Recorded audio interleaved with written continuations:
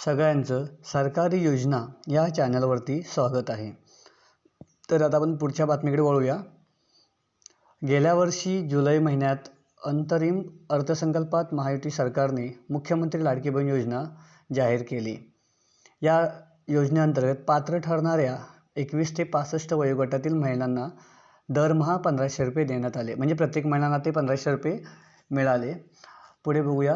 आतापर्यंत एकूण 9 हप्ते महिलांच्या बँक खात्यामध्ये जमा करण्यात आले. म्हणजे हे हप्ते प्रत्येकाच्या खात्यात 1500 रुपये जमा करण्यात आले. म्हणजे ते 9 महिने प्रत्येकाला मिळाले. पुढे बघूया. मात्र या योजनेमुळे राज्याच्या तिजोरीवर मोठा ताण पडत असल्याचं बोललं जात आहे. तर विधानसभा निवडणुकीत पुन्हा निवडून आलो तर लाडक्या बहिणींना 2100 रुपये देऊ असे आश्वासनही महायुतीच्या नेत्यांनी केलं आहे. विधानसभा निवडणुकीत ही योजना गेम चेंजर ठरली आणि महायुती सरकार भरघोस मतांनी निवडून आलं. म्हणजे हे सरकार खूप मतांनी निवडून आलं. पुढे बघूया आपण. विधानसभेचा निकाल लागून आणि सरकार स्थापन होऊन आता 3 ते 4 महिने होत आले.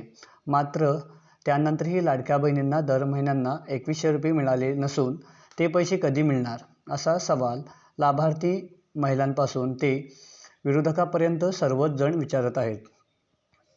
विरोधकांनी तर या मुद्द्यावर सरकारला कोंडीत पकडण्याचाही प्रयत्न केला.